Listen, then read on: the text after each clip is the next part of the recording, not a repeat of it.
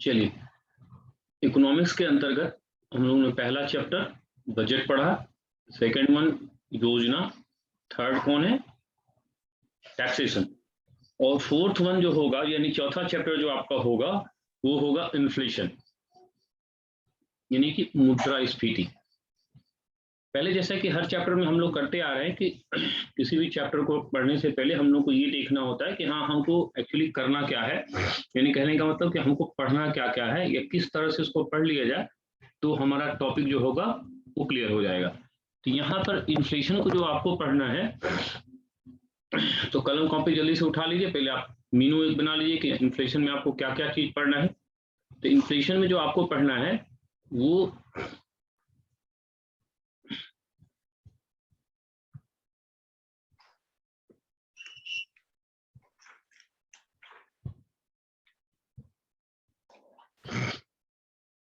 Good morning.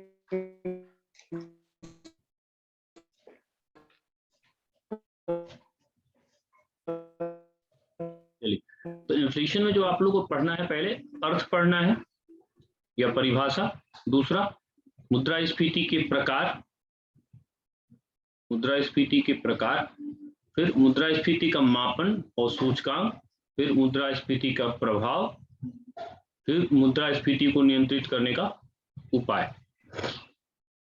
यानी पहले पढ़ना है अर्थ, परिभाषा, मुद्रास्फीति की प्रकार, टाइप ऑफ इन्फ्लेशन, मुद्रास्फीति का मापन, मेजरमेंट ऑफ द इन्फ्लेशन, और सूचकांक इंडेक्स, मुद्रास्फीति का प्रभाव, इम्पैक्ट ऑफ इन्फ्लेशन, मुद्रास्फीति को नियंत्रित करने का उपाय, पॉलिसी टू कंट्रोल इन्फ्लेशन।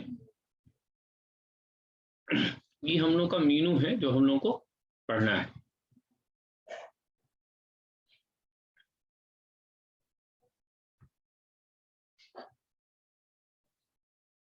एकदम बेसिक लेवल से इसको पढ़ना शुरू करते हैं। तो सबसे पहले हम लोग पढ़ते हैं कि ये इन्फ्लेशन क्या है, यानी कि मुद्रास्फीति कहते किसको है। ठीक है, तो पहले हेडिंग डाल लीजिए और फिर लिखने का काम छोड़ दीजिएगा। फिर मैं पहले समझा दूं, पूरा समझ में आ जाएगा, फिर मैं लिखा भी दूंगा। तो ये पहले आ जाइए इन्फ्लेशन, इसका अर्थ। चलिए अब लिखने का काम छोड़ दीजिए, पहले देखिए कि एक्चुअली इन्फ्लेशन कहते किसको है। इन्फ्लेशन अगर शब्द के स्तर पर देखा जाए, शब्द के स्तर पर, तो इंग्लिश भाषा का शब्द है। और इंग्लिश भाषा का शब्द कैसा है, जिसको बोलते हैं ये इन्फ्लेशन है। तो इन्फ्लेशन का शाब्दिक अर्थ क्या होता है? शाब्दिक अर्थ होता है फैलाव या वृद्धि या प्रसार। इन्फ्लेशन मीन्स फैलाव या प्रसार या वृद्धि। एक्चुअली ये शब्द इस्तेमाल कहां से किया जाता था? तो होता ये था कि जैसे फुटबॉल है, फुटबॉल में एक ब्लडर होती है, उस ब्लडर में हवा भरी जाती है। ठीक है, और जब हवा भरी जाएगी तो उसके आकार में वृद्धि हो जाएगी। हवा भरी जाएगी तो उसके आकार में वृद्धि हो जाएगी। तो अब वो जो आकार में वृद्धि हो जाती थी उसी को इन्फ्लेट कहा जाता था। उसी को आकार में जो वृद्धि होती थी यानी कि जो फैल जाता था, तो उस फैल जाने के अर्थ में ही इसको इन्फ्लेट कहा जाता था। अब ये जो शब्द जो है इकोनॉमिक्स में कैसे आया कि अब ये कह रहा है कि फैलाव या वृद्धि। तो शब्द के स्तर पर ये क्या हुआ कि जो फुटबॉल है और फुटबॉल का जो ब्लडर है उसमें प्रसार है, तो वो इन्फ्लेट है। और इसी को क्या कहा गया कि अगर मार्केट में जैसे कीमत है,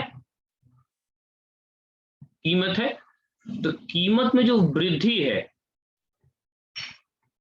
कीमत में वृद्धि है, ये कीमत में वृद्धि ही एक तरह से क्या है, इन्फ्लेशन है ना। इसका मतलब वहां पर जो शब्द बना, जो इन्फ्लेट बना, वही इन्फ्लेशन है। यानी यहाँ जो कीमत का स्तर है उसी के संबंध में ये इन्फ्लेशन है। यानी इन्फ्लेशन मतलब क्या हुआ, कीमत में होने वाली निरंतर वृद्धि ना। यानी कुल मिलाजुला के कीमत में होने वाली निरंतर वृद्धि को मुद्रास्फीति कहते हैं। थोड़ा और आसान भाषा में बात करें अगर और आसान भाषा में बात करें तो हम ये भी कह सकते हैं ना कि इन्फ्लेशन क्या है। इन्फ्लेशन क्या है? हम अभी यहां बोल रहे हैं कि कीमत स्तर में प्रसार ही इन्फ्लेशन है। तो हम ये भी तो आसान भाषा में कह सकते हैं कि जो महंगाई है वो महंगाई ही इन्फ्लेशन है। जैसे कोई चीज 10 रुपए की है तो 10 रुपया से बढ़कर के 12 रुपया हो गई। ये जो महंगा बढ़ा कितना, 2 रुपया, यही इक्वल टू क्या है, इन्फ्लेशन। अगर प्रतिशत में देखा जाए तो कितना हो जाएगा, ये 20% इसका इन्फ्लेशन हो गया। ये कुल मिला जुला के इन्फ्लेशन क्या है, ये इंक्रीज करना है। किसमें? जो प्राइस का लेवल है वो प्राइस के लेवल का इंक्रीज करने का जो स्तर है वो इंक्रीज करने के अर्थ में ही ये इन्फ्लेशन जो है वो मूल रूप से क्या है, एक तरह से इंक्रीज करने की अवस्था है। इंक्रीज करने की अवस्था, तो इंक्रीज करने की अवस्था ही इन्फ्लेशन है। तो कुल मिला जुला के जो शब्द था उसको अगर आसान भाषा में कहा जाए तो मुद्रास्फीति क्या है? मुद्रास्फीति महंगाई का ही दूसरा नाम मुद्रास्फीति है। कीमत में होने वाला निरंतर परिवर्तन ही मुद्रास्फीति है। इसको दूसरी तरह से भी समझने का प्रयास करते हैं। इसको दूसरी तरह से भी समझने का प्रयास करते हैं आसान भाषा में, एग्जाम्पल के माध्यम से। जैसे देखिए क्या है कि ये एक तरह से चाय का एक कप का या चाय का एक दाम है ना। तो अब देखिए जैसे 70 में वही चीज $0.25 में है, 80 में वही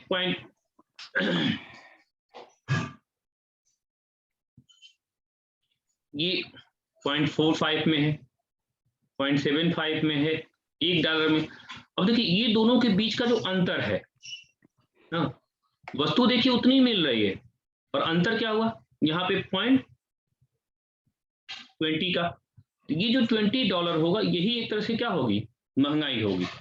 जो प्राप्ति है हमारा देखिए ये इसका लेवल सेम है, देखिए इसका लेवल सेम है ना। अब इसका मतलब क्या हुआ कि प्राइस लेवल के चेंज का मतलब ये हो गया कि हम इसको ऐसे भी कह सकते हैं कि प्राइस लेवल में चेंज का मतलब क्या हो गया कि इसमें जो मुद्रा है, मुद्रा का प्रसार हुआ, पहला चीज मुद्रा बढ़ी। लेकिन अब देखिए दूसरा चीज कि 0.25 में जितना चीज यहां मिल रही थी लगभग $1.25 में या $1.5 में उतनी ही चीज यहां मिल रही है। इसका मतलब क्या है कि मुद्रा का प्रसार हुआ लेकिन उसका जो मूल्य है वो क्या हो गया, कम। मूल्य माने यहां पर क्या है, मूल्य माने है उपयोगिता। तो यानी कीमत स्तर में ऐसा परिवर्तन जिसमें मुद्रा का प्रसार होता है और मूल्य, यहाँ पर मूल्य कीमत नहीं है, मूल्य क्या है, उसकी उपयोगिता है, उसका भाव है, उसका महत्व है। यानी मुद्रा का प्रसार हुआ लेकिन मुद्रा के मूल्य में क्या हुई, कमी हुई। तो इस स्थिति को ही क्या कहते हैं, इस स्थिति को ही इन्फ्लेशन कहा जाता है। तो सामान्य अर्थ में मुद्रास्फीति क्या है, मुद्रास्फीति इन्फ्लेशन है। इन्फ्लेशन क्या है, इनफ्लैट है। इनफ्लैट क्या है, फैलना है। शब्द के स्तर पे इसे कहां प्रयोग किया गया, शब्द के स्तर पे प्रयोग किया गया इसको, किसके अर्थ में, इसको प्रयोग किया गया फुटबॉल के ब्लडर के हवा भरने के संदर्भ में, उसकी बढ़ोतरी में। और फिर इसी को इकोनॉमिक्स में ले आया गया। तो जो कीमत स्तर के संबंध में जो बढ़ोतरी है या कीमत स्तर में जो बढ़ा उसका वृद्धि हुई, उस कीमत स्तर के परिवर्तन को या आसान भाषा में महंगाई को ही क्या कहते हैं, मुद्रास्फीति या इन्फ्लेशन या इंक्रीज अवस्था, इसकी कीमत में इंक्रीज अवस्था के नाम से जाना जाता है। तो शब्द के अर्थ पे या अर्थ के स्तर पे मुद्रास्फीति को इस तरह से परिभाषित किया जाता है। अब कलम कॉपी उठाइए, अब लिखना शुरू करिए।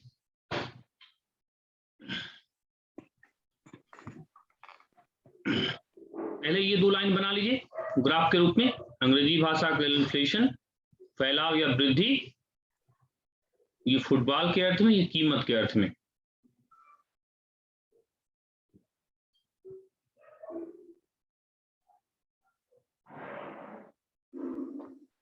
इस ग्राफ को बना लीजिए, फिर हम लिखवाते हुए आगे बढ़ेंगे अभी।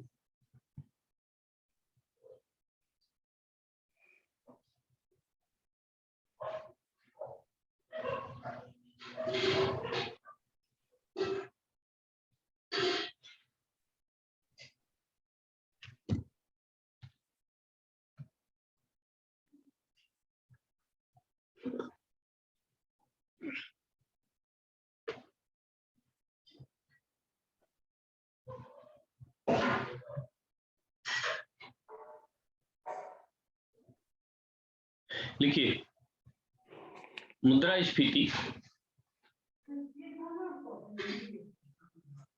अंग्रेजी भाषा के शब्द, अंग्रेजी भाषा के शब्द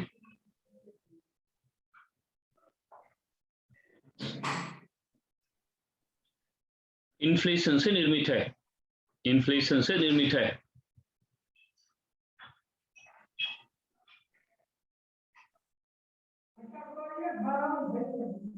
इन्फ्लेशन का अर्थ,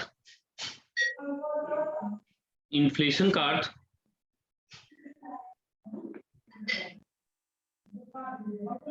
इन्फ्लेशन का अर्थ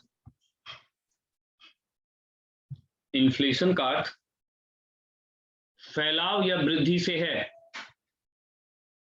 फैलाव या वृद्धि से है।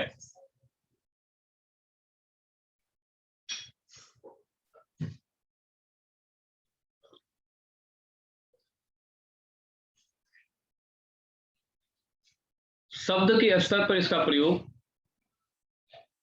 शब्द के स्तर पर इसका प्रयोग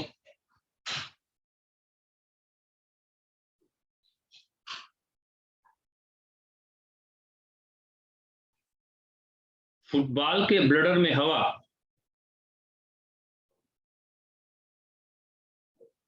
तथा उसके फैलने की क्रिया से संबंधित था।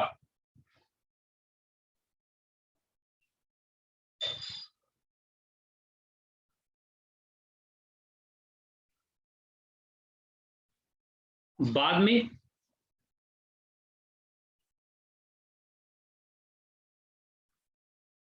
कीमत स्तर में होने वाली, कीमत स्तर में होने वाली वृद्धि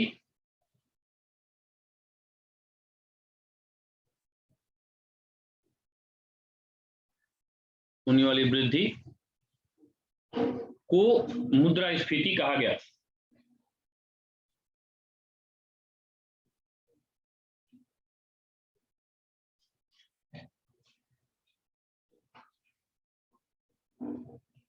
मुद्रास्फीति कहा गया।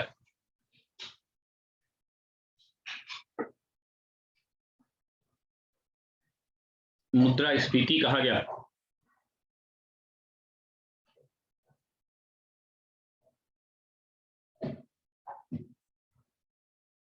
सामान्य अर्थों में महंगाई ही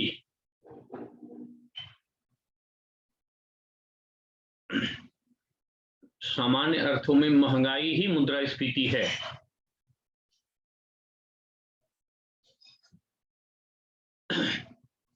सामान्य अर्थों में महंगाई ही मुद्रास्फीति है।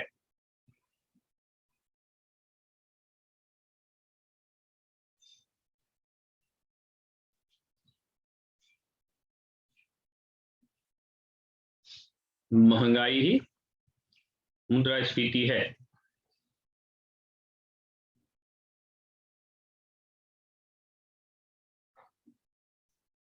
संक्षेप में मुद्रास्फीति की दो विशेषताएं देखी जा सकती हैं।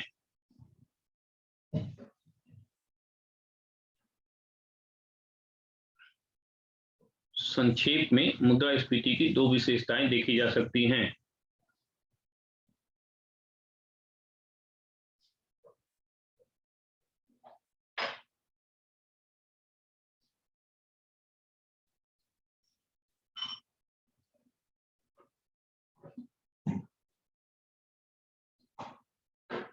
देखी जा सकती हैं। पहला, कीमत स्तर में परिवर्तन, कीमत स्तर में परिवर्तन, और नीचे लिखिए दूसरा,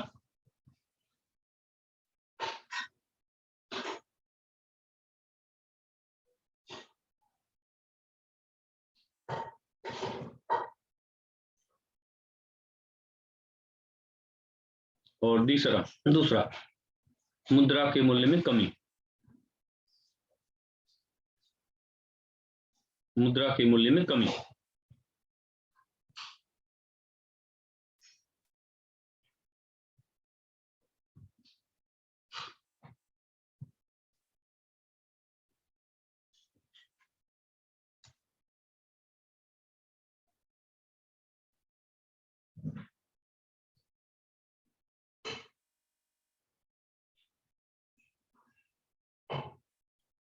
चलिए दूसरी निकालिए, मुद्रास्फीति की परिभाषा।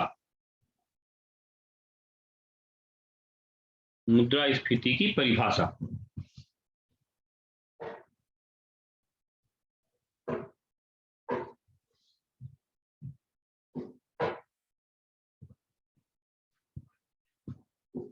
मुद्रास्फीति की परिभाषा।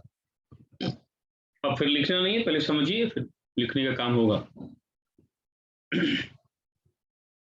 जो हम लोग अर्थ पर अभी बात किए थे, देखिए परिभाषा से क्लियर हो जाएगा कि हाँ ना, वो दोनों एक दूसरे को क्या करेंगे, प्रूव करेंगे।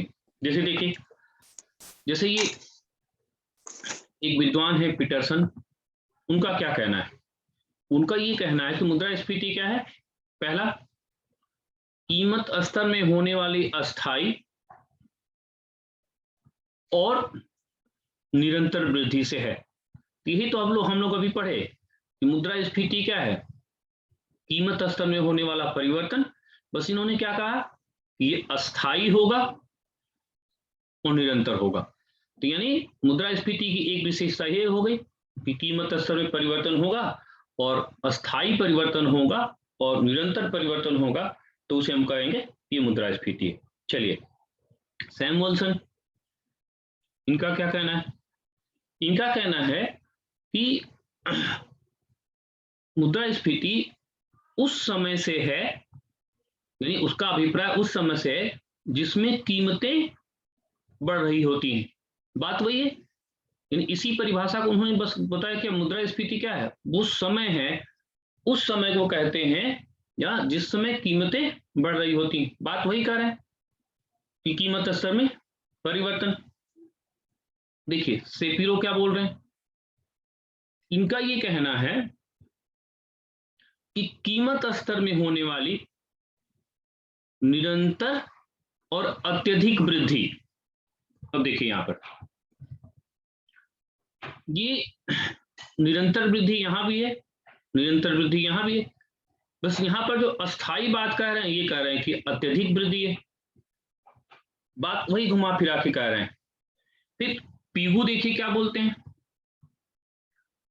इनकी परिभाषा थोड़ा क्या है कि मुद्रास्फीति तब उत्पन्न होती है जब मौद्रिक आय उत्पादन की तुलना में अधिक बढ़ रही हो।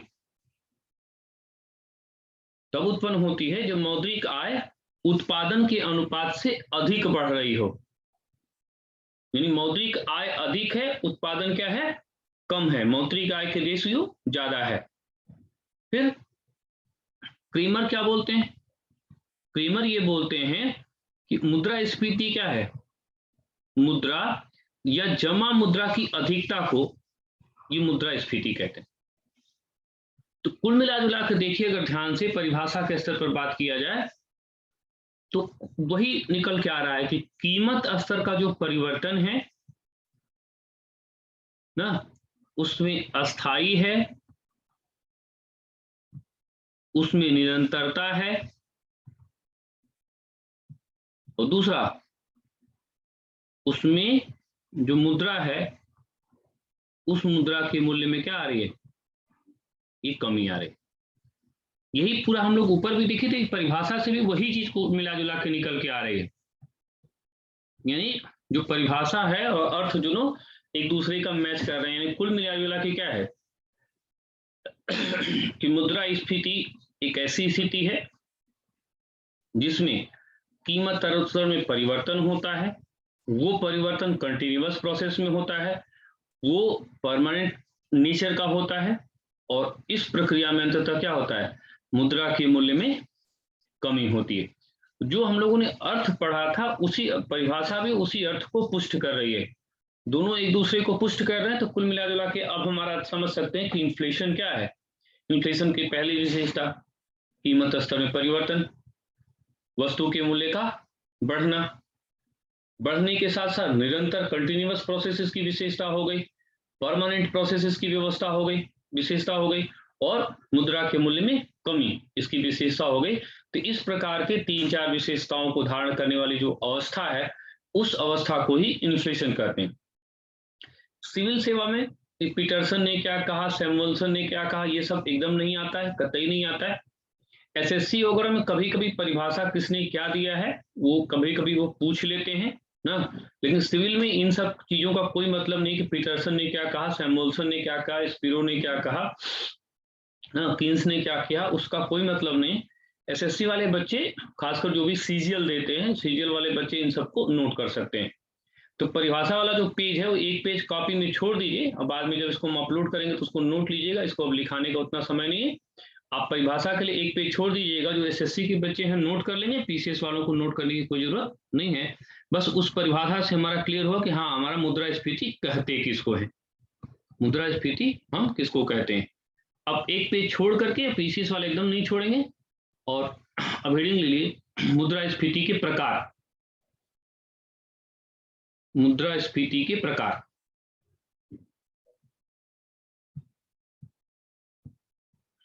मुद्रास्फीति के प्रकार लिखिए। मुद्रास्फीति को निम्नलिखित रूप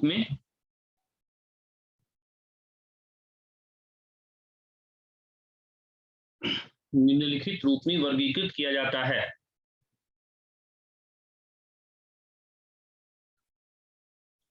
निम्नलिखित रूप में वर्गीकृत किया जाता है।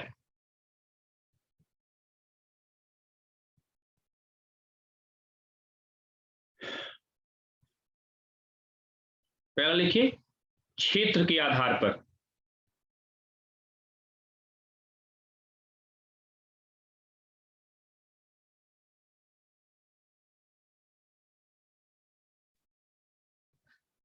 क्षेत्र के आधार पर या व्यापकता के आधार पर।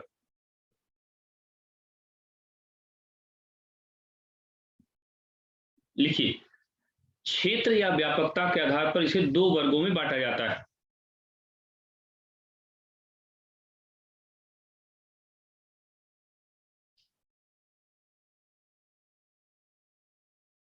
क्षेत्र या व्यापकता के आधार पर इसे 2 वर्गों में बांटा जाता है, या 2 भागों में बांटा जाता है।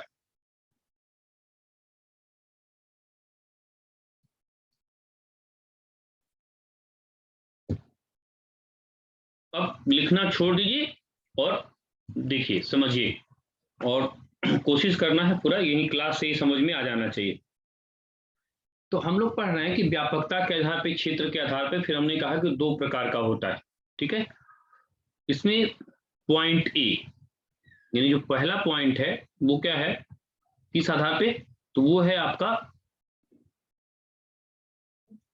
इसको बोलते हैं कॉम्प्रिहेंसिव, या इसको बोलते हैं व्यापक मुद्रास्फीति। ये जो है वो व्यापक मुद्रास्फीति। दूसरा है, उसको बोलते हैं बिखरी मुद्रास्फीति।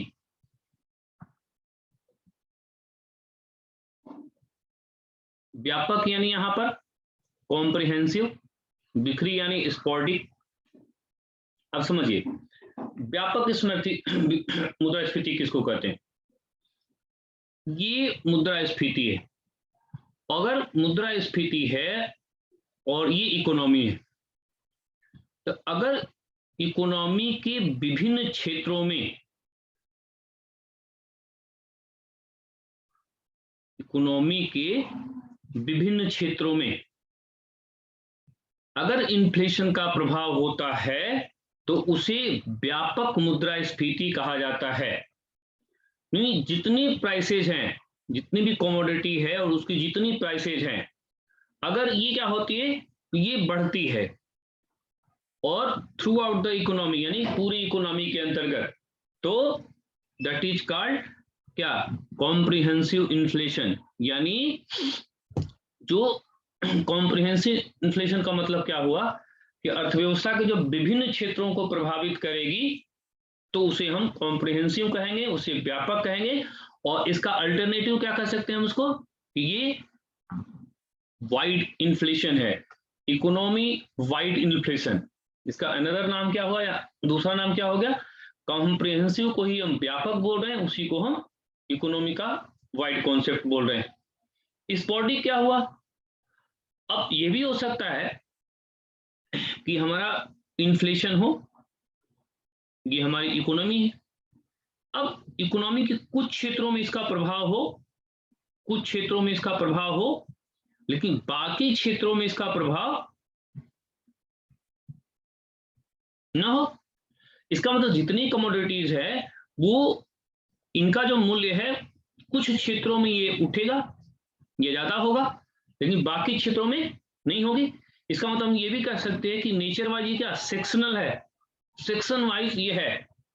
कुछ सेक्शंस में रेट बढ़ा है, कुछ सेक्शंस में रेट नहीं बढ़ा है। जैसे अगर मानसून खराब हो जाए, तो मानसून खराब हो जाए तो दाम बढ़ जाएगा अनाजों का। तो यानी ये पर्टिकुलर क्षेत्र को प्रभावित करेगी, सभी क्षेत्रों को प्रभावित नहीं करेगी। तो यानी जब इन्फ्लेशन अर्थव्यवस्था को एक सर्कुलेटिव रूप में, चतुर्दिक रूप में या विभिन्न क्षेत्रों को प्रभावित करेगी, तो उसे कॉम्प्रिहेंसिव या व्यापक मुद्रास्फीति कहा जाता है। और अगर कुछ सीमित क्षेत्रों को करती है तो उसको बिखरी या स्पॉडिक या सेक्शनल इन्फ्लेशन के नाम से जाना जाता है। तो इस तरह से इसको हम दो भागों में बांट सकते हैं। पहला कॉम्प्रिहेंसिव, पहला जो है वो कॉम्प्रिहेंसिव है, और दूसरा जो है वो स्पॉडिक है। ठीक है, चलिए पहला लिखिए, व्यापक मुद्रास्फीति।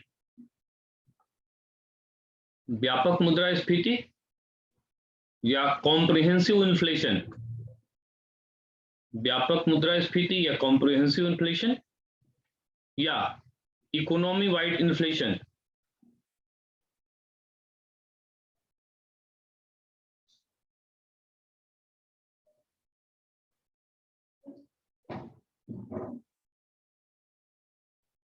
लिखिए, जब वस्तुओं की कीमत स्तर, वस्तुओं की कीमत स्तर में परिवर्तन, वस्तुओं की कीमत स्तर में परिवर्तन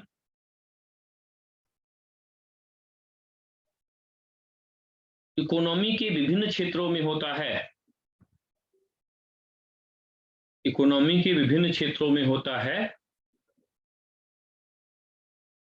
कि विभिन्न क्षेत्रों में होता है, विभिन्न क्षेत्रों में होता है,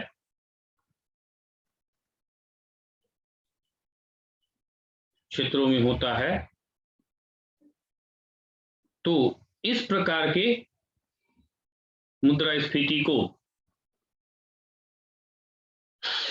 इस प्रकार के मुद्रास्फीति को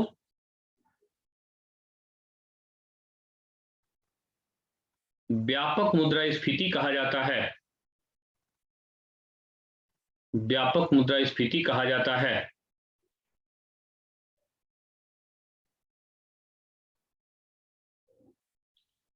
अगला है बिखरी मुद्रास्फीति, बिखरी मुद्रास्फीति या स्पॉटिक इन्फ्लेशन।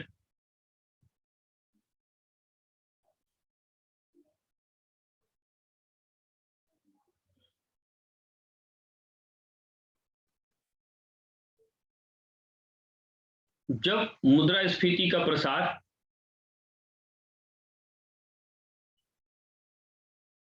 मुद्रास्फीति का प्रसार कुछ सीमित क्षेत्रों में होता है, कुछ सीमित क्षेत्रों में होता है,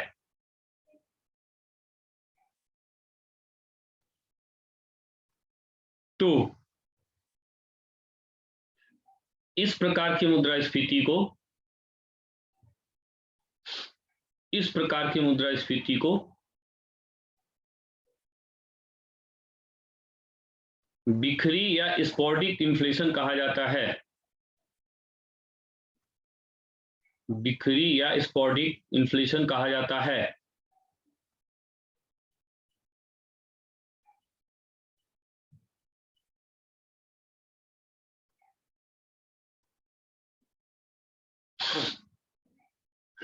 इन्फ्लेशन कहा जाता है। तो यानी कुल मिलाकर के सामान्य रूप से कॉम्प्रिहेंसिव तब जब ओवरऑल इन्फ्लेशन हो तो कॉम्प्रिहेंसिव होगा, और जब सेक्शनल होगा तो स्पॉडिक होगा। हाँ, जब ओवरऑल इन्फ्लेशन होगा तो उसको व्यापक बोलेंगे, और अगर सेक्शनल होगा तो उसको बिखरा हुआ बोलेंगे। तो कवरेज क्षेत्र के आधार पर इन्फ्लेशन को दो तरह से बांटा जाता है, और ये जो दो है उसी को कॉम्प्रिहेंसिव और स्पॉडिक नाम से जाना गया। दूसरा, परिस्थितियों के आधार पर मुद्रास्फीति का प्रकार। परिस्थितियों के आधार पर मुद्रास्फीति का वर्गीकरण या प्रकार।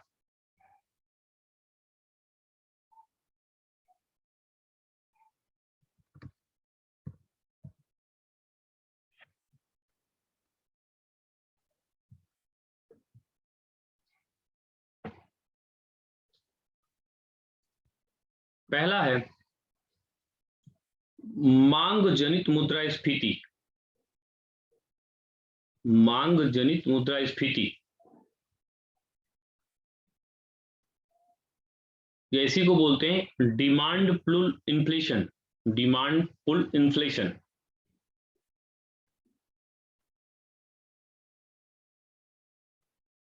मांग जनित मुद्रास्फीति।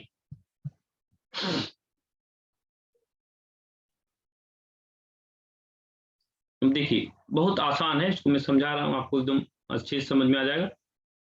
ये बोल रहा है मांग जनित मुद्रास्फीति। तीन शब्द यहां पर है। मुद्रास्फीति शब्द को हम लोग समझ लिए हैं कि इसका अर्थ क्या होता है, कीमत स्तर में परिवर्तन। ठीक है। जनित माने जनित्र। जनित्र किसको बोलते हैं, डायनमो को बोलते हैं। यानी यहां पर क्या है, मुद्रास्फीति को जन्म देने वाला कारक। मुद्रास्फीति को जन्म देने वाला कारक। फिर क्या बोल रहा है, कारक क्या है, मांग की परिस्थिति। मांग की परिस्थिति में तो क्या है कि अचानक मांग बढ़ जाए। अब वो मांग बढ़ने की कंडीशंस कई हो सकती है, जैसे ये विवाह का समय है, ठीक है, ये त्योहारों का समय है, ये आपका राष्ट्रीय त्योहारों का समय है, जैसे 15 अगस्त, 26 जनवरी, ये महत्वपूर्ण है। या मौसम का भी प्रभाव पड़ सकता है।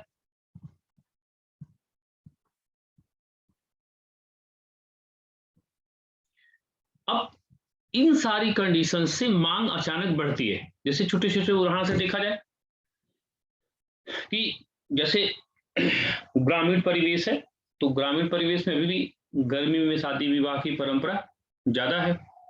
तो गर्मी में अगर शादी विवाह की परंपरा है तो सामान्य समय में जैसे खोया है या खोआ है तो वो 200 रुपया किलो मिलेगा, लेकिन जब लगन वाला समय आएगा तो वही 400 का मिलेगा। क्यों? क्योंकि अचानक वहां पर मांग बहुत अधिक बढ़ जाएगी।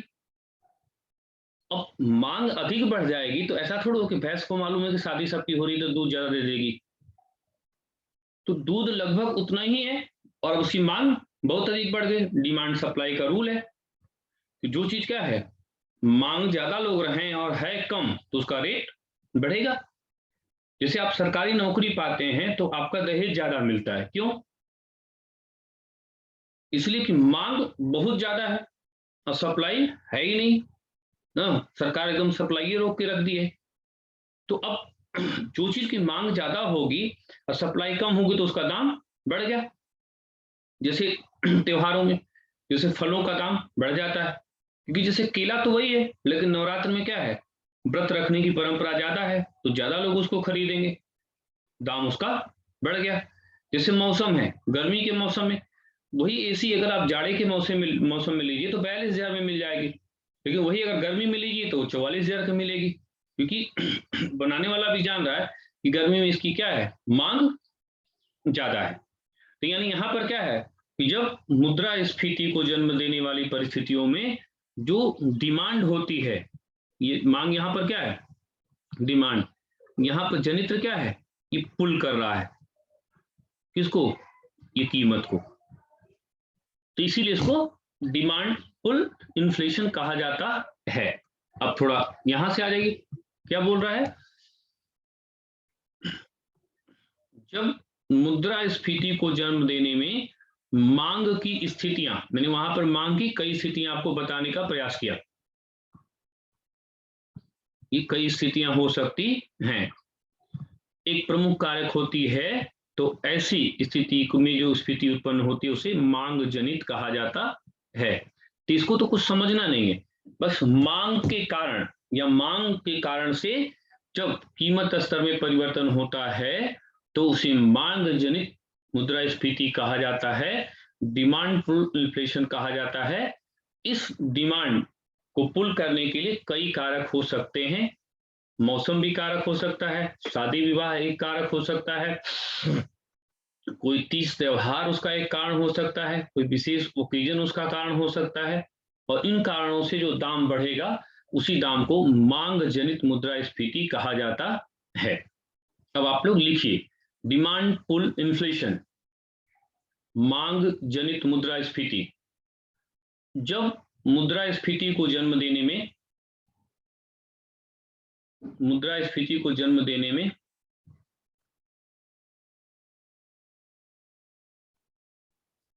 मांग की स्थितियां एक प्रमुख कारक होती हैं, मांग की स्थितियां एक प्रमुख कारक होती हैं,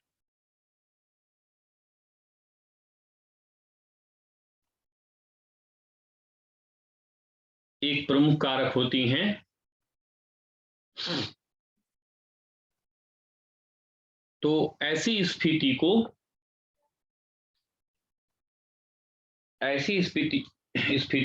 मांग जनित मुद्रास्फीति कहा जाता है, मांग जनित मुद्रास्फीति कहा जाता है।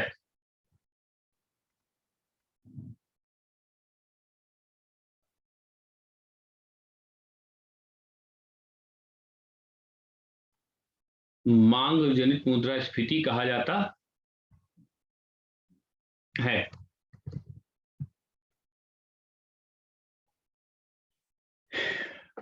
इसी में दूसरा है पार्ट 2, लागत प्रेरित मुद्रास्फीति, लागत प्रेरित मुद्रास्फीति।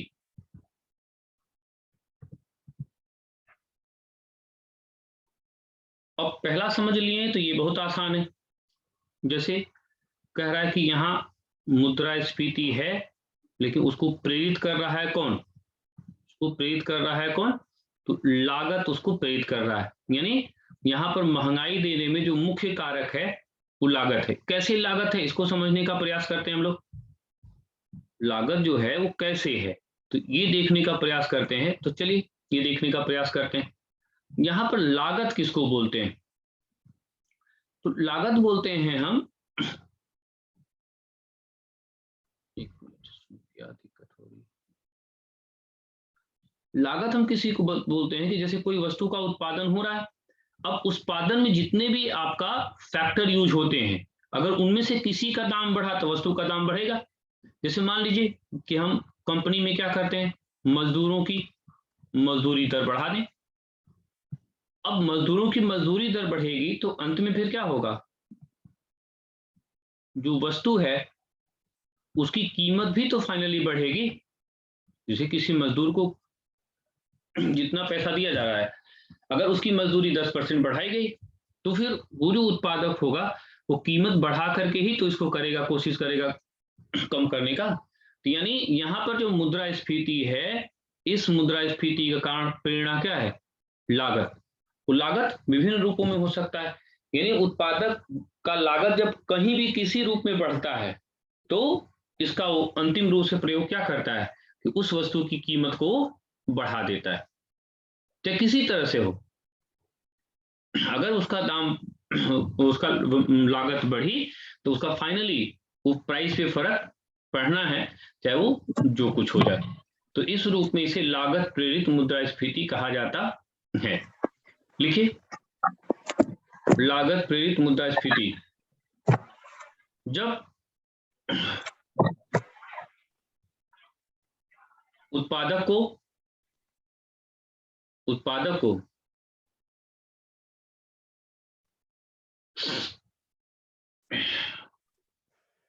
को किसी भी प्रकार से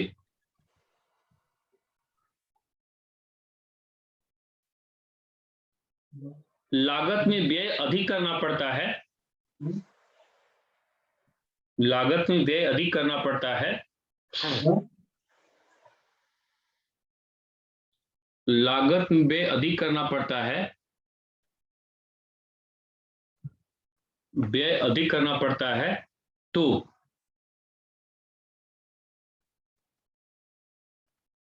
लागत में व्यय अधिक करना पड़ता है तो इसका अंतिम परिणाम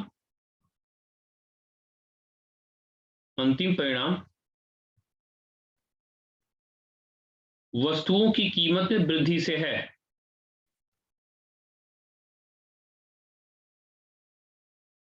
वस्तुओं की कीमत में वृद्धि से है।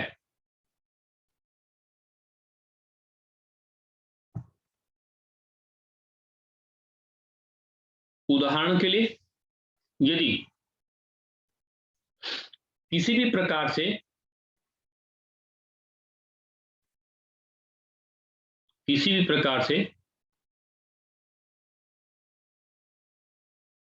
मजदूरी दर में वृद्धि की गई,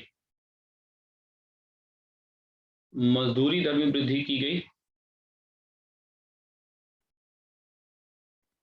मजदूरी दर में वृद्धि की गई तो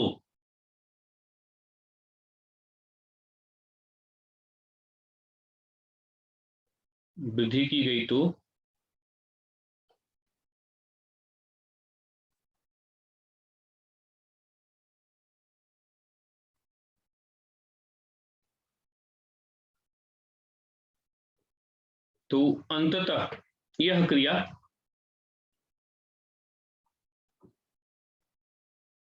वस्तु की कीमत स्तर में परिवर्तन करेगी, वस्तु की कीमत स्तर में परिवर्तन करेगी।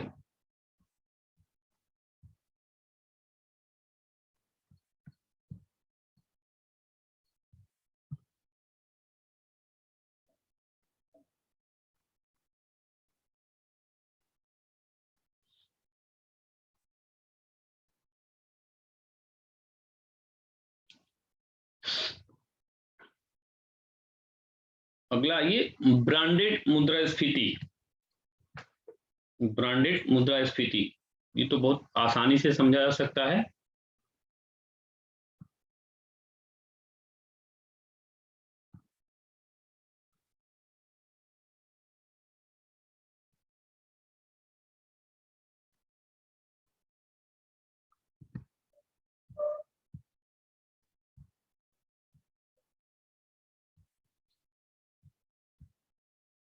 जैसे देखिए, मान लीजिए कि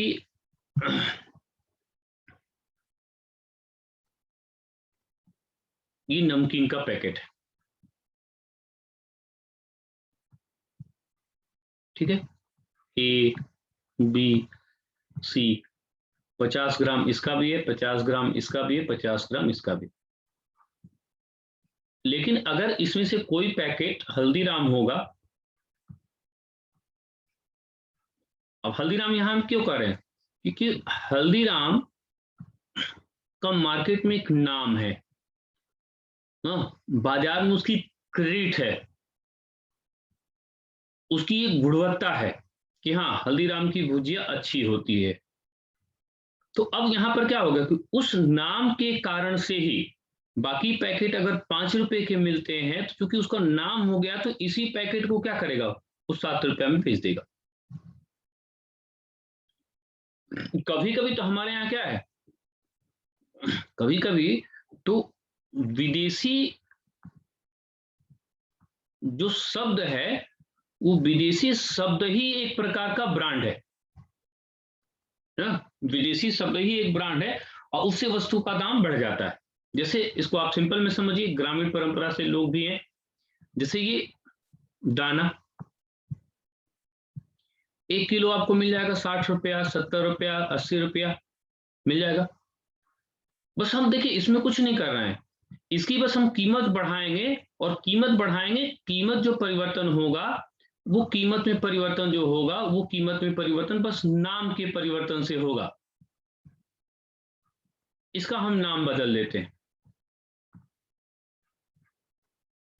ना, और यहां पे चलते हैं किसी मॉल में। अब इसी को हम क्या बोलेंगे, इसी को हम बोलेंगे पॉपकॉर्न। और जब हम पॉपकॉर्न बोलेंगे तो यही जो 1 केजी दाना था हमारा वो 60 70 80 100 रुपए में, यहां पर वही पॉपकॉर्न जो होगा वो 50 ग्राम होगा और उसका दाम लगभग 200 रुपए से लेकर के 400 रुपए तक होगा। हाँ, बहुत होगा तो एक्स्ट्रा क्या मिलेगा, देसी घी का तड़का ना, रैपर उसका बहुत जबरदस्त होगा। लेकिन अब देखिए यहाँ दाम, यहाँ वस्तु लगभग वही है, यही पॉपकॉर्न है, यहाँ भी लावा, यहाँ हमने नाम बदल दिया, तो यहाँ पर विदेशी शब्द भी एक प्रकार का ब्रांड हो जाता है कि किसी शब्द को बस विदेशी नाम रख दीजिए तो लोगों को लगता है कि हाँ ठीक है, विदेशी है तो ठीक है। तो ब्रांड यही होता है कि ब्रांड किसी वस्तु का नाम भी हो सकता है, साख भी हो सकता है ना, उसकी गुणवत्ता भी हो सकती है। तो उस साख के कारण ही, उस गुणवत्ता के कारण ही चॉकलेट क्या है, 200 रुपए में आपको इतना चॉकलेट मिल जाएगा ना। लेकिन वही चॉकलेट का डब्बा अगर आपका कैडबरी का होगा ना, सेलिब्रेशन का होगा, तो 200 रुपए नहीं, 100 रुपए के बराबर भी चॉकलेट नहीं होता है। लेकिन चूंकि उनका नाम इतना जबरदस्त है कि वो आप लेना पसंद करेंगे। यानी जो 200 रुपए वाली चीज है वो हमको 100 रुपए में मिलेगी, लेकिन फिर भी हम उस 100 रुपए का 200 रुपए देने का प्रयास करेंगे और देंगे भी हम। क्यों? क्योंकि हम अगर खाली हाथ किसी को पॉलिथीन में बांध करके 200 रुपए का चॉकलेट दे दें कि बाबू लो, तो बाबू तो मान लीजिए खुश हो जाएंगे, उसमें कोई दिक्कत नहीं है। लेकिन बाबू की माई लोग नाराज रहेंगी कि चाचा हैं, आए हैं तो ऐसे ही लेके चले आए। तो चाचा क्या करेंगे, सेलिब्रेशन खरीदेंगे, सेलिब्रेशन दिए।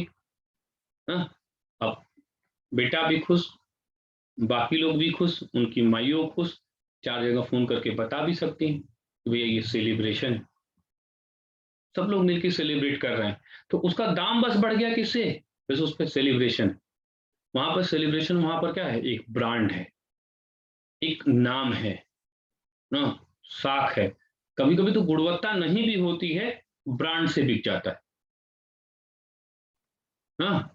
और खासकर उदारीकरण के बाद से या पश्चिमीकरण के बाद से जो ब्रांड है, उस ब्रांड से वस्तुओं की कीमत अधिक बढ़ गई, उनकी वस्तु में परिवर्तन हो गया, तो इसी को ब्रांडेड इन्फ्लेशन कहते हैं।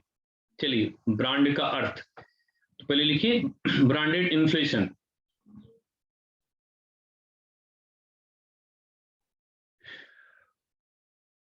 ब्रांड का अर्थ, ब्रांड का अर्थ किसी वस्तु का नाम, किसी वस्तु का नाम,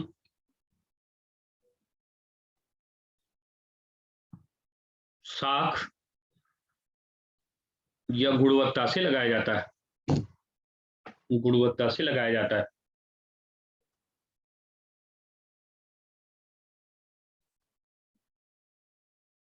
गुणवत्ता से लगाया जाता है।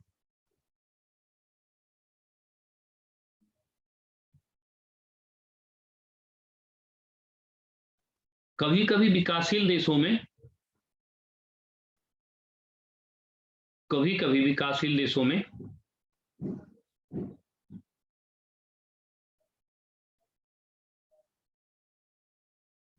कभी कभी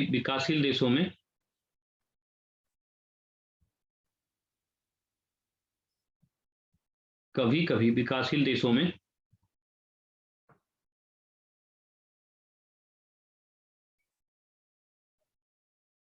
विदेशी वस्तुएं स्वयं में अपने आप में ब्रांड होती हैं।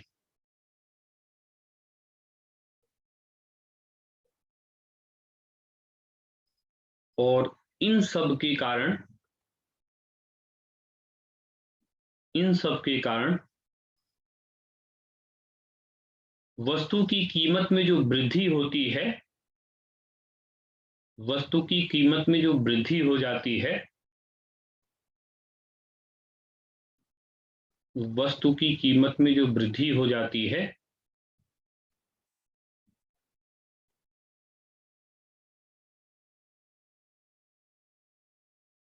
जो वृद्धि हो जाती है,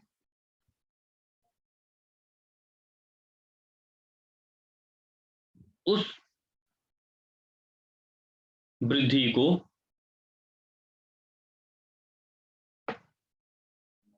ब्रांडेड इन्फ्लेशन के नाम से जाना जाता है। ब्रांडेड इन्फ्लेशन के नाम से जाना जाता है। ब्रांडेड इन्फ्लेशन के नाम से जाना जाता है।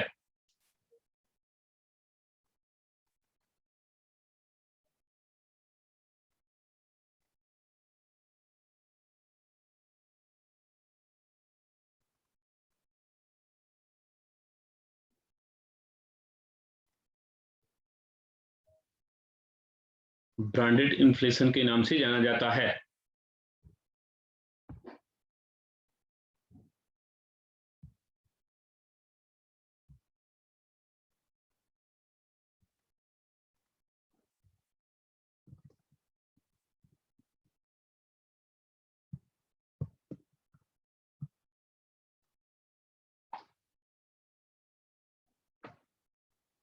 अगला हुआ छिपी हुई मुद्रास्फीति,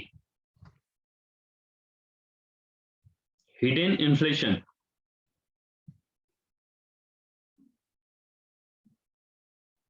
छिपी हुई मुद्रास्फीति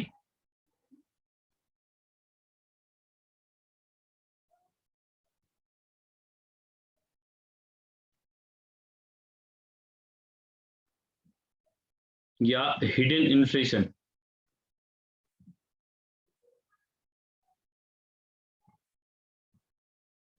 इसको पहले लिख लीजिए, तब आपको समझाते हैं। देखिए, जब किसी उत्पादक के द्वारा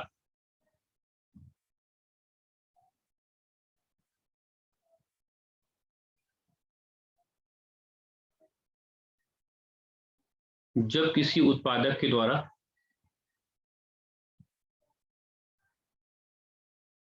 जब किसी उत्पादक के द्वारा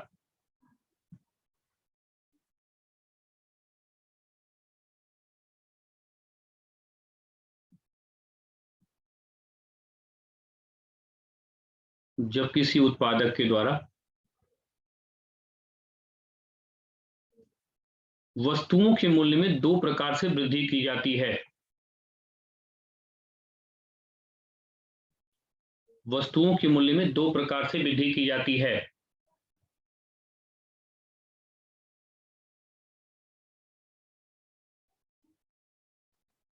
दो प्रकार से वृद्धि की जाती है।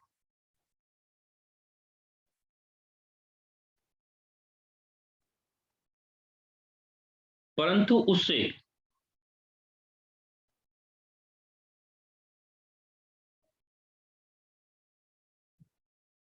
कीमत स्तर में कोई परिवर्तन नहीं होता है। कीमत स्तर में कोई परिवर्तन नहीं होता है। कीमत स्तर में कोई परिवर्तन नहीं होता है।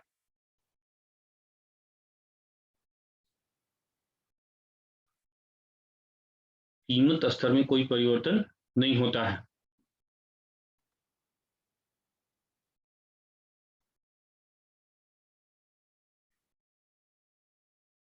कोई परिवर्तन नहीं होता है।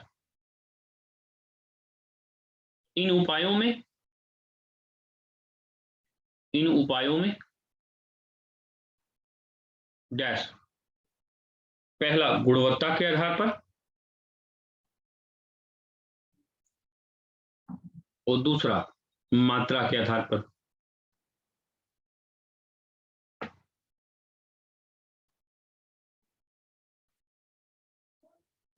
अब चलिए, ये थ्योरी हो गई। समझने के बिंदु पे आते हैं।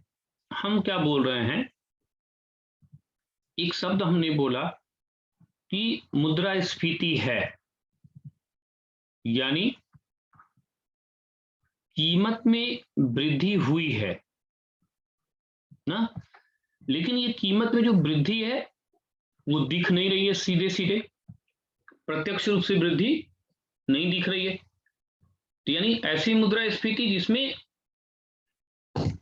कीमत में वृद्धि हुई है लेकिन वो दिखाई नहीं दे रही है। तो अब समझते हैं कि कैसे दिखाई नहीं दे रही है, क्यों इसको छिपी हुई बोल रहे हैं। जैसे मान लीजिए कि एकदम साधारण स्तर पे, जैसे एक एग्जांपल देखें, जैसे आपके यहाँ एक बिस्किट आता है, पार्ले जी का बिस्किट है ना, उसका विज्ञापन आता है कि उसके दादा ने खाया 5 रुपए में, उसके पापा ने खाया 5 रुपए में, मैं भी खा रहा हूं 5 रुपए में। तो ये सीधी सी बात है कि ये कहने का उसका मतलब है कि आप भी खाएंगे 5 रुपए में। फिर वो आता है कि पार्ले जी कभी न बदला ना, तो इसका मतलब महंगाई में भी पार्ले जी का दाम 5 रुपए का पैकेट है। अब सोचने वाली बात क्या है कि जब ये दादाजी खाते थे तो इसमें 20 बिस्किट आता था, पापा खाते थे तो ये 16 बिस्किट आता था, अभी वो 12 बिस्किट आता है, भविष्य में इसमें और परिवर्तन होगा। तो ये जो 4 बिस्किट है, यहाँ पे 4 बिस्किट है, तो ये घटा ना, तो इतना दाम तो आप लेकर के बैठ गए। कहने का मतलब क्या है कि आप कह रहे हैं कि दाम नहीं बढ़ा, लेकिन 4 बिस्कुट कम हो गया तो दाम तो बढ़ ही गया ना। बस आपने क्या किया कि यहाँ पर मात्रा आपने घटा ली, या इसको ऐसे भी समझ लीजिए कि जैसे ये बिस्किट 125 ग्राम का रहा होगा, फिर ये 100 ग्राम का हो गया होगा, फिर वो 80 ग्राम का हो गया होगा, फिर वो 60 ग्राम का हो जाएगा। तो यानी यहां से यहां में लगभग आपने वेट क्या कर लिया, वो आधा कर लिया। तो वेट आधा हो गया तो कीमत तो बढ़ा, लेकिन कीमत को दिखा नहीं, इसीलिए बोल रहा है कि छिपा हुआ है। तो यानी हम क्या करें कि वस्तु के दाम को रिमेन सेम रखें, वस्तु के दाम में कोई परिवर्तन न करें, उसका क्वांटिटी कम कर दें। तो इस प्रकार क्या होगा कि वहां हमारा जो कीमत स्तर है वो बढ़ रहा है लेकिन दिख नहीं रहा है। दूसरा एक चीज और भी कर सकते हैं कि इसकी क्वालिटी थोड़ा गिरा दें। क्वालिटी गिरा दें कैसे, बात करते हैं। जैसे ये हम क्वालिटी की बात करते हैं, तो जैसे ये आपका काजू बिस्कुट आ रहा है। अब काजू बिस्किट जैसे मान लीजिए कि हम कहीं हम इस्तेमाल कर रहे हैं और ये 100 रुपए का इस्तेमाल कर रहे हैं, ठीक है। अब हम जो काजू मिला रहे हैं, पहले 100 रुपए का मिलाते थे, जैसे 1 किलो में हम काजू मिला रहे थे 100 रुपए का। अब हम 1 किलो में काजू मिला देंगे 80 रुपए का। ये हमारा क्या हुआ, ये 20 रुपए हमारा बचत हो गई। तो ये भी हम उपाय कर सकते हैं कि या तो क्वांटिटी घटाएं या तो क्वालिटी गिरा दें। लेकिन क्वालिटी गिराना क्या होता है, ये खतरनाक होता है। क्वालिटी गिराने से आपको दिक्कत हो जाएगी। क्वालिटी अगर आपकी गिर गई तो ये भी हो सकता है कि व्यक्ति जो है आपका वस्तु ही बदल दे।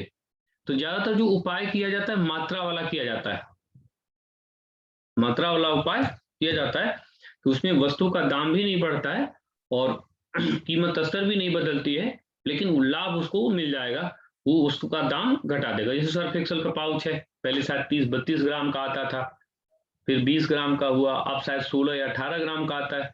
तो वो लगभग वेट के माध्यम से वो इन्फ्लेशन को अपने पक्ष में कर लेते हैं, लेकिन वो दिखता नहीं है, और दिखता नहीं है इसीलिए इसको छिपी हुई मुद्रास्फीति कहा जाता है।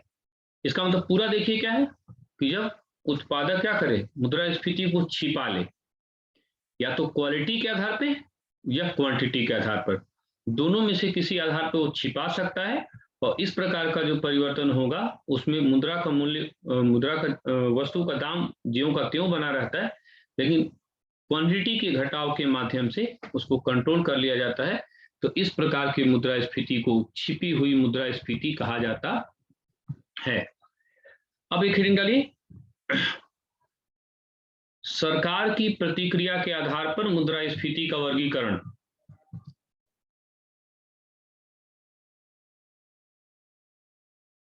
सरकार की रिएक्शंस के आधार पर मुद्रास्फीति का वर्गीकरण। Types of inflation on government reaction. Types of inflation on the basis of government's reaction or its degree control.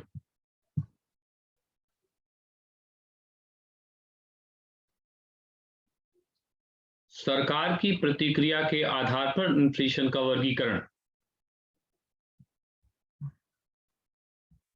एक लाइन लिखिए,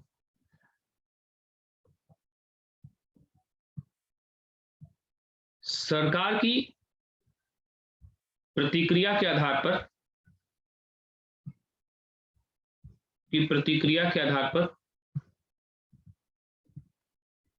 सरकार की प्रतिक्रिया के आधार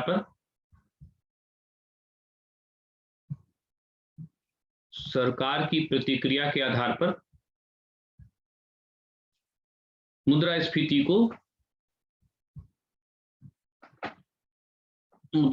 को दो वर्गों में वर्गीकृत किया जाता है।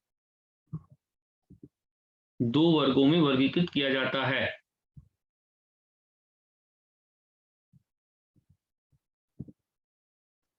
दो वर्गों में वर्गीकृत किया जाता है।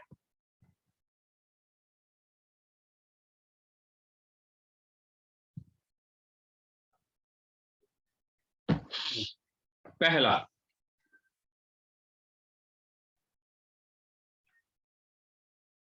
खुली मुद्रास्फीति या ओपन इन्फ्लेशन।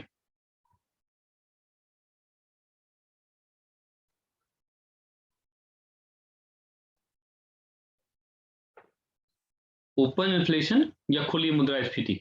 समझिए, जैसे ये मार्केट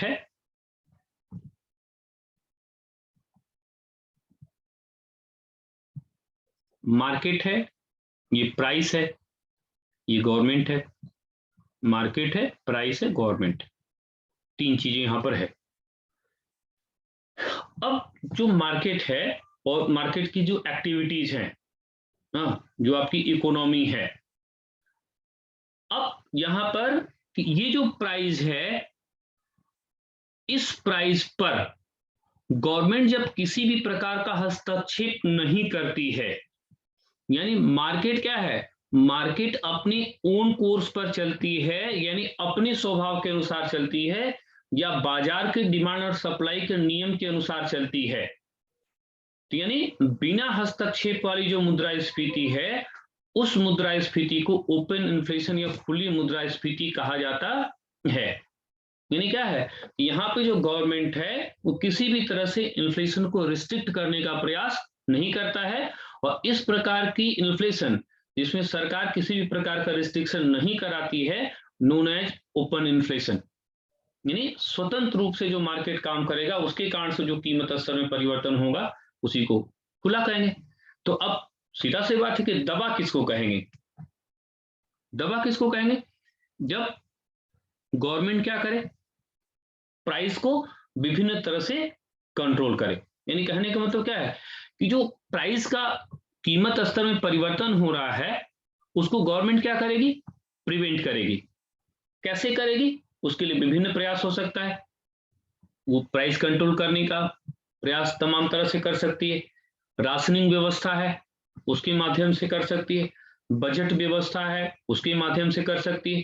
तो यानी ये क्या होगी, इसको बोलेंगे दबी हुई या सप्रेस्ड।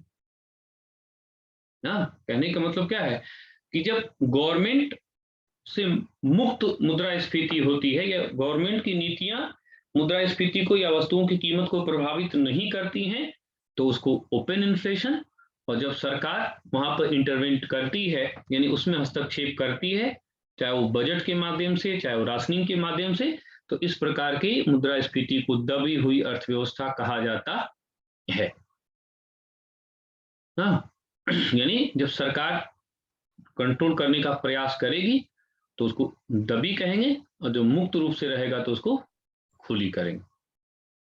हाँ, जो दबी हुई मुद्रास्फीति होती है ये इस रूप में हानिकारक होती है कि इससे तमाम तरह के करप्शंस जन्म लेते हैं,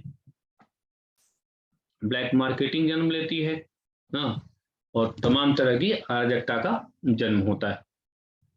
तो यानी दो तरह से मुद्रास्फीति हो गई। एक ऐसी मुद्रास्फीति जो सरकार के नियंत्रण से क्या है, मुक्त है, सरकार उसको स्वतंत्र रूप से काम करने देना चाह रही है।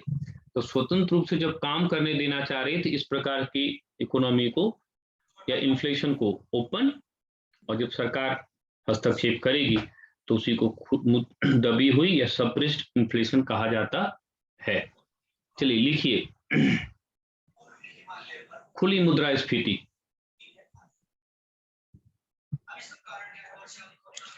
या ओपन इन्फ्लेशन। Open inflation.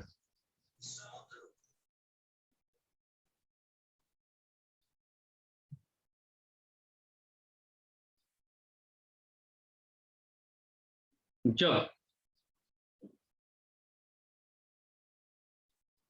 बाजार की वस्तुओं की कीमतों में परिवर्तन, वस्तुओं की कीमतों में परिवर्तन, वस्तुओं की कीमतों में परिवर्तन बाजार के नियम के अनुसार होता है, अर्थात सरकार उसमें हस्तक्षेप नहीं करती है। सरकार उसमें हस्तक्षेप नहीं करती है। सरकार उसमें हस्तक्षेप नहीं करती है।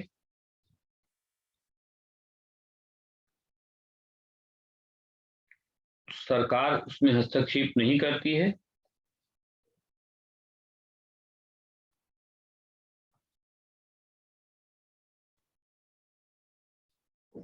नहीं करती है। तो इस कारण से जो मुद्रास्फीति उत्पन्न होती है, मुद्रास्फीति उत्पन्न होती है तो उसे खुली हुई मुद्रास्फीति कहा जाता है।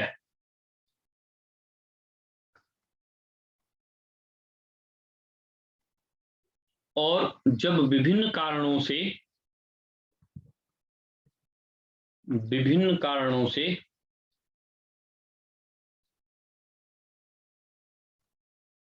विभिन्न कारणों से विभिन्न कारणों से विभिन्न कारणों से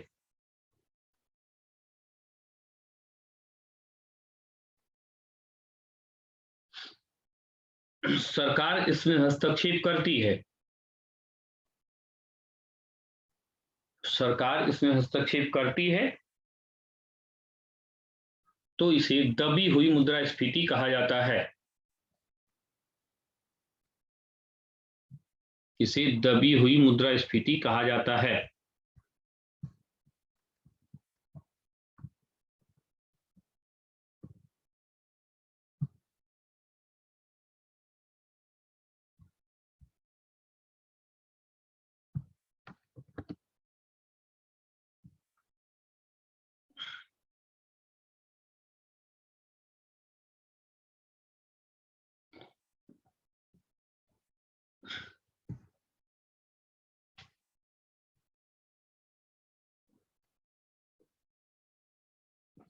अगला लिखिए, प्रतिशत मात्रा के आधार पर मुद्रास्फीति का वर्गीकरण।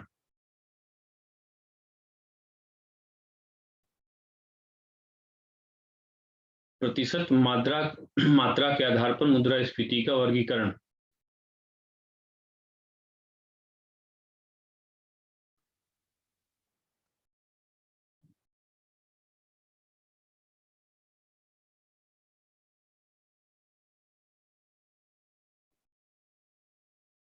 एक लाइन लिखिए, प्रतिशत मात्रा के आधार पर,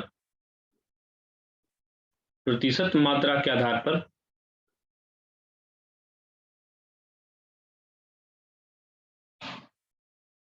मुद्रास्फीति को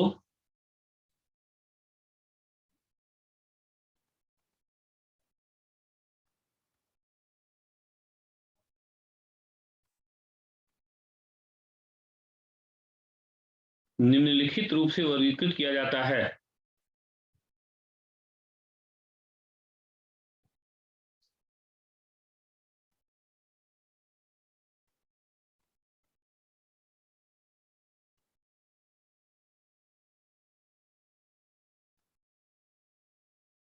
निम्नलिखित रूप में वर्गीकृत किया जाता है।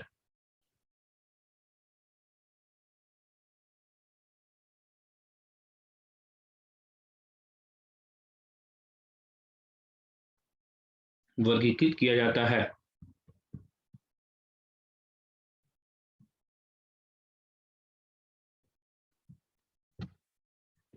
ये चार्ट जैसे बना है उसी तरह से पहले उतार लीजिए, फिर एक एक करके हम समझाएंगे ना, क्योंकि इन दोनों का आपस में रिलेशन बनेगा। तो जैसे ही चार्ट बनाए वैसे ही आप बनाइएगा, कुछ भी उसमें अलग नहीं करिए।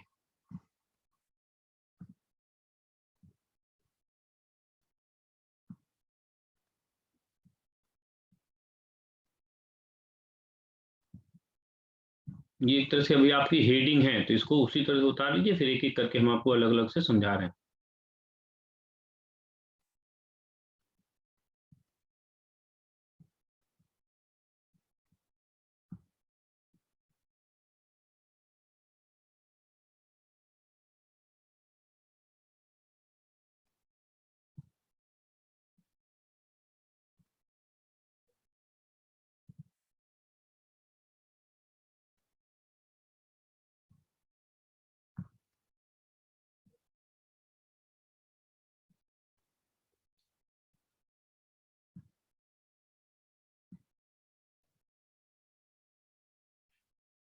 इसके सामने इसको लिखिए, इसको सामने इसके लिखिए,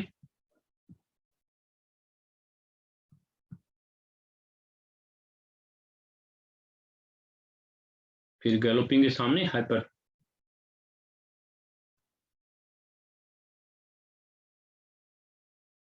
क्रीपिंग, उसी के सामने क्रोनिक या secular, walking, moderate, running, galloping,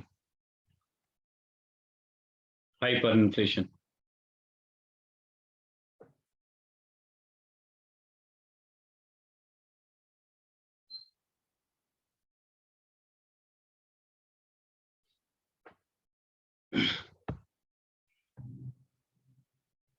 इसको पहले सिंपल एक चार्ट के माध्यम से हम लोग समझते हैं।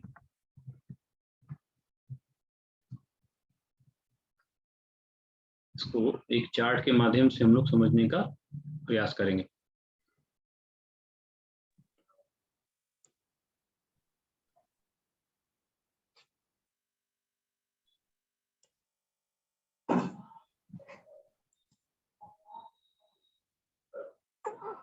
चलिए देखिए, ये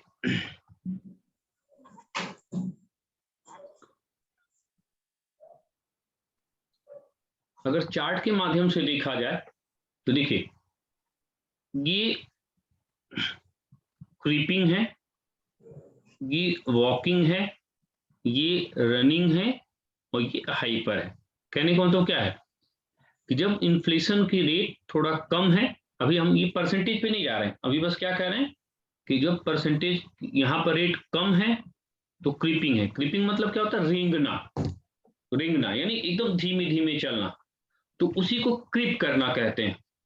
और अगर थोड़ी सी अर्थव्यवस्था मुद्रास्फीति की दर बढ़ गई तो उसी को बोल रहा है वॉकिंग, यानी थोड़ा सा उसकी स्पीड का बढ़ना। तो स्पीड जो बढ़ गई इसको वॉकिंग बोल रहा है। थोड़ा सा और तेज हो गई तो इसी को क्या बोल रहा है? रनिंग। स्पीड थोड़ी बढ़ी तो रनिंग, और स्पीड थोड़ा और ज्यादा हो गई तो इसी को हाइपर। तो इसीलिए चूंकि प्रतिशत के आधार पे, प्रतिशत चूंकि यहाँ पर सर्वमान्य नहीं है, सर्वमान्य का मतलब सब लोग अपना अलग अलग लेवल पर इसकी व्याख्या करते हैं। कि क्रीपिंग का परसेंटेज क्या होगा, वॉकिंग का परसेंटेज क्या होगा, रनिंग का परसेंटेज क्या होगा, हाइपर कन्फलेशन क्या होगा। फिर उसी में से क्रीपिंग को लोग दूसरे से जोड़ेंगे, वॉकिंग को जोड़ेंगे, हाइपर को जोड़ेंगे। तो यहाँ पर पहले अभी सिंपल चार्ट में क्या देखना है कि अगर प्रतिशत मात्रा अपेक्षाकृत कम है तो उसको क्रीपिंग बोलेंगे, थोड़ा सा उसका मान ज्यादा हुआ तो उसको वॉकिंग बोलेंगे, और थोड़ा सा और मान ज्यादा हुआ तो उसको रनिंग बोलेंगे, और जब बहुत ज्यादा हो जाता तो उसी को हाइपर बोलते हैं, या औसत रूप में उसी को गैलोपिंग बोलते हैं ना। क्रीपिंग को अगर हिंदी में देखें तो क्या बोलेंगे, रेंगती हुई अर्थव्यवस्था या मुद्रास्फीति। वॉकिंग मतलब क्या होगा कि टहलती हुई मुद्रास्फीति। रनिंग माने दौड़ती हुई मुद्रास्फीति, और हाइपर या गैलोपिंग माने क्या, उछलती हुई मुद्रास्फीति। तो इस तरह से मुद्रास्फीति को डिफाइन करने का प्रयास किया गया है। वो प्रयास है किसके आधार पर, प्रतिशत मात्रा के आधार पर। तो प्रतिशत मात्रा के आधार पर इस तरह से इसको डिफाइन किया जाता है कि हाँ प्रतिशत मात्रा के आधार पर ये है। अब एक एक को लेकर के थोड़ा सा देखना शुरू करते हैं। चलिए, पहला क्रीपिंग। क्रीपिंग इन्फ्लेशन, हिंदी में रेंगती हुई अर्थव्यवस्था। रेंगती हुई अर्थव्यवस्था।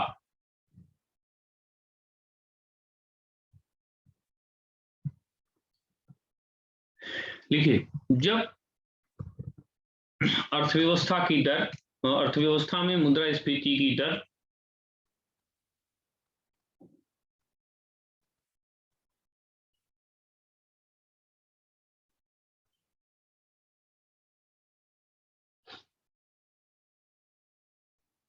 तीन प्रतिशत या 3% से नीचे हो, 3% या 3% से नीचे हो,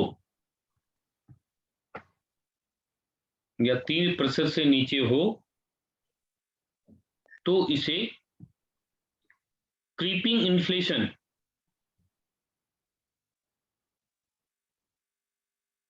क्रीपिंग इन्फ्लेशन कहा जाता है।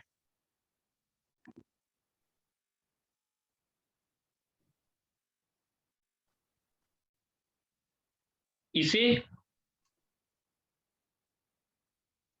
माइल्ड या लो इन्फ्लेशन के नाम से भी जाना जाता है। इसे माइल्ड या लो इन्फ्लेशन के नाम से भी जाना जाता है।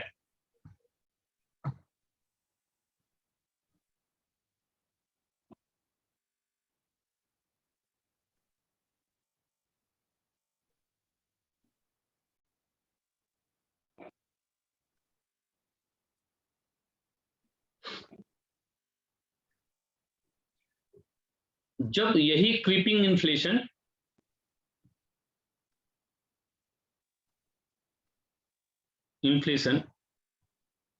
लंबे समय के लिए होता है, लंबे समय के लिए होता है, तो इसी को क्रोनिक या सेक्युलर इन्फ्लेशन कहा जाता है।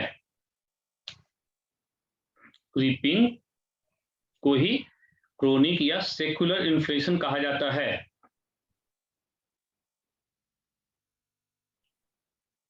सेक्युलर इन्फ्लेशन कहा जाता है।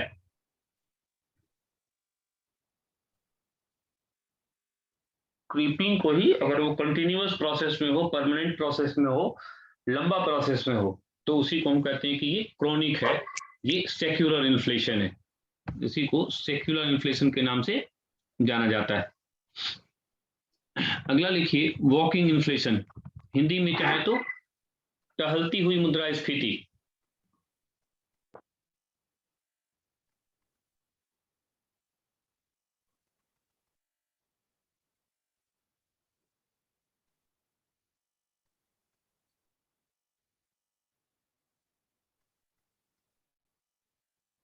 जब अर्थव्यवस्था में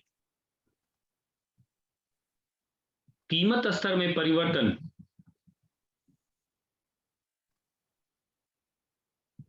3% से अधिक हो और 10% से कम हो, 3% से अधिक और 10% से कम हो।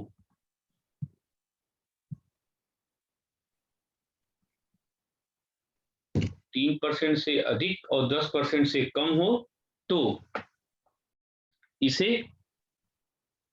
टहलती हुई मुद्रास्फीति, टहलती हुई मुद्रास्फीति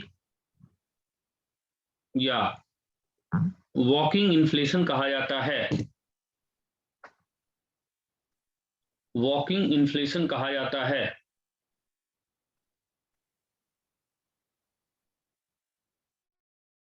वॉकिंग इन्फ्लेशन कहा जाता है।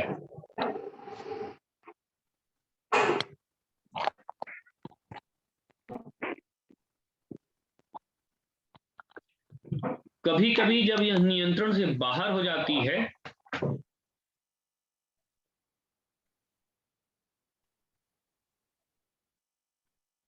नियंत्रण से बाहर हो जाती है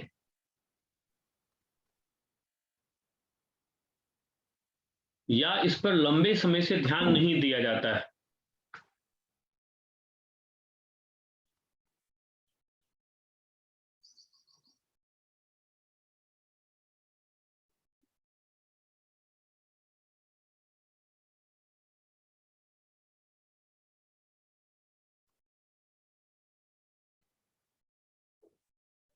तो यही अंततः गैलोपिंग इन्फ्लेशन को जन्म देती है।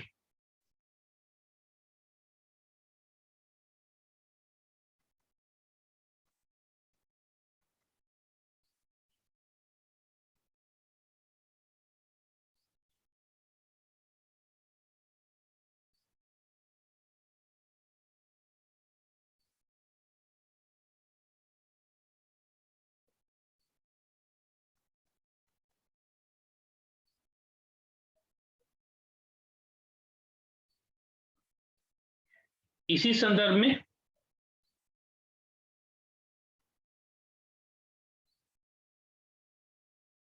प्रोफेसर सैमुएल्सन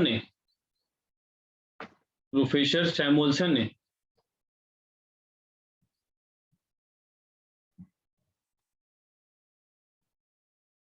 क्रीपिंग और वॉकिंग दोनों के स्तर को जोड़कर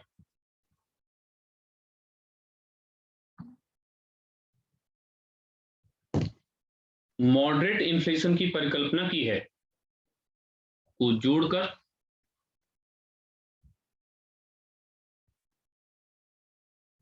मॉडरेट इन्फ्लेशन की परिकल्पना की है।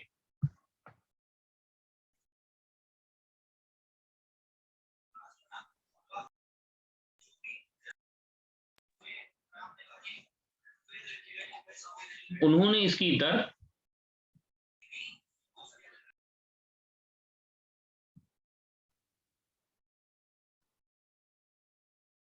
10% या 10% से कम बताई है।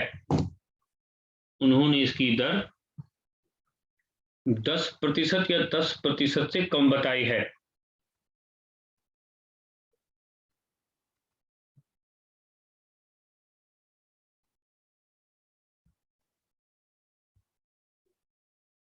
दस प्रतिशत से कम बताई है।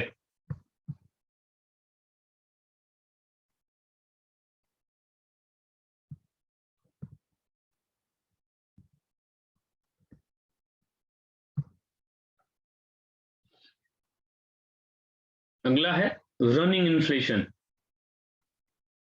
रनिंग इन्फ्लेशन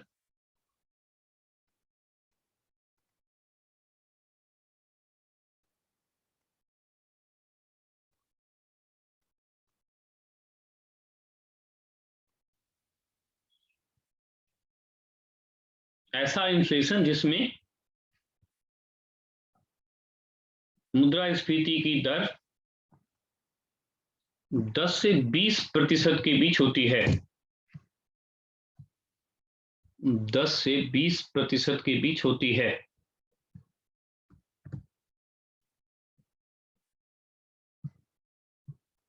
दस से 20% के बीच होती है।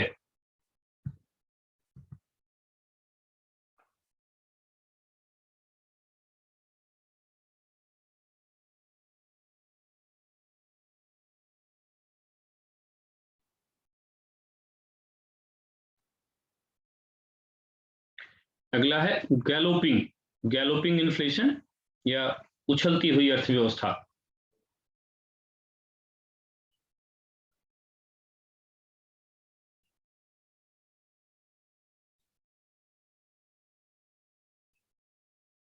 इसमें मुद्रास्फीति की दर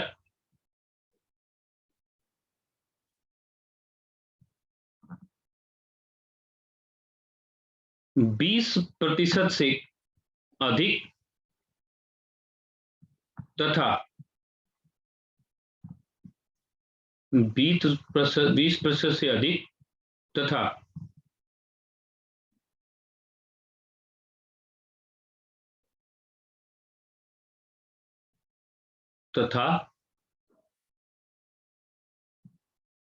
1000% से कम होती है।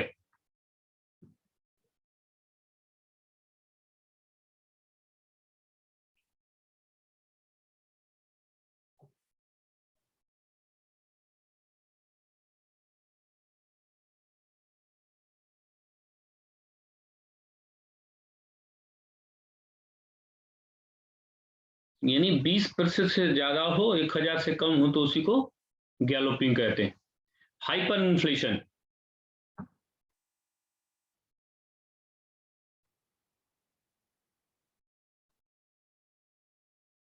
जब अर्थव्यवस्था में मुद्रास्फीति की दर 1000% से भी अधिक हो जाए, 1000% से भी अधिक हो जाए,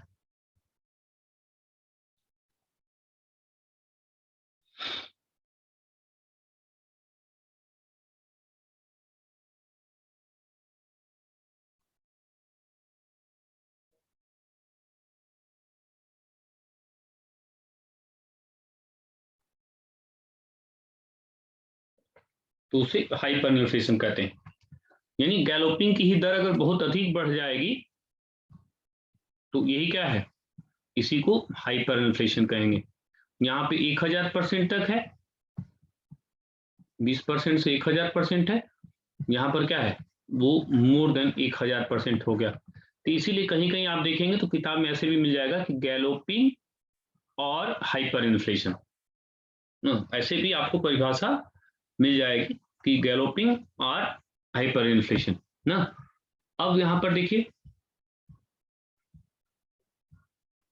अब यहाँ से देखिए, अब आपको समझ में आने लगेगा। ये पूरा चार्ट बस देखिए, इसी से आपको क्लियर हो जाएगा। देखिए रेंगना थोड़ा बढ़ गया तो चलना, ये दौड़ती हुई रनिंग, ये गैलोपिंग। यही जब परमानेंट हो जाएगी, स्टेडी मूड में है, तो ये क्रॉनिक है, सेक्युलर है। यही मॉडरेट है, दोनों को जोड़ देंगे तो ये एक तरह से मॉडरेट हो गया। और यही जो है इसका मान बढ़ गया तो ये हाइपर हो गया। जैसे यहाँ 1000 तक बोल रहा था, यहाँ अप टू 1000। कुल कहने का मतलब यही, ये लगभग 3% के आसपास, ये 3% से लेकर के 10% के आसपास, और ये लगभग 10% से लेकर के 20% तक के आसपास, और ये 20% से लेकर के 1000% का आसपास। या इस चार्ट से अब आप सब चीज एकदम अच्छे से समझ सकते हैं। कुछ नहीं करना, जैसे शब्द होता है, रेंगना माने धीमा, चलना माने थोड़ा तेज, दौड़ना माने थोड़ा और तेज, गैलोपिंग ना, जैसे कंगारू क्या करता है, गैलोपिंग करता है। तो इस तरह से ये अर्थव्यवस्था का परसेंटेज के आधार पर, हाँ, कि किस तरह से परसेंटेज के आधार पर इसका डिवीजन होता है। क्रीप करना क्या होता है, वॉक करना क्या होता है, रनिंग करना क्या होता है, गैलोपिंग करना क्या होता है ना, क्रोनिकल किसको बोलते हैं, सेक्युलर किसको बोलते हैं। और परीक्षा में इससे पर प्रश्न आया भी हुआ है, पीसीएस में भी और आपका वनडे में भी। और रियल माने में जो हम आपको 1-1.5 घंटा पढ़ाए, आपको कुछ नहीं करना है। अगर आप थोड़ा सा एक बार बस उसको दोहरा लीजिए और समझ में आ जाएगा तो फिर हमेशा के लिए हो जाएगा। इसको फिर बार बार आपको पढ़ने की जरूरत नहीं है। हालांकि मैंने बहुत समय लेके और कोशिश किया कि समझने का प्रयास हो। एक बार उसको अच्छे से पढ़ लीजिएगा, नोट्स आपको लिखवाई दिए उसको देख लीजिएगा।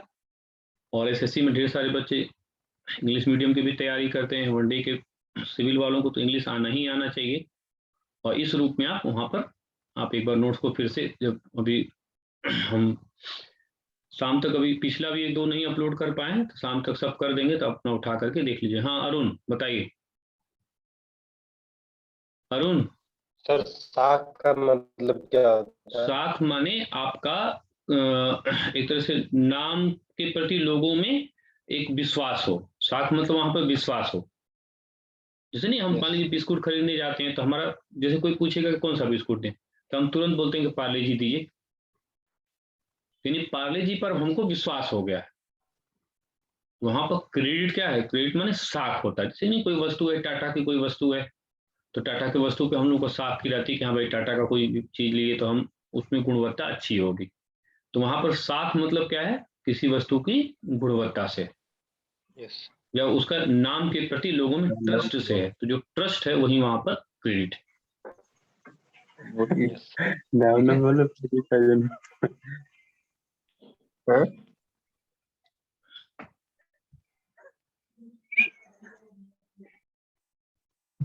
ठीक, और उसको एक बार करके देख लीजिएगा, और फिर कोई दिक्कत होगी तो कल फिर जब हम पढ़ाएंगे तो 5 मिनट पूछ लेंगे आपसे, कोई दिक्कत होगी तो उसको आप बता दीजिएगा।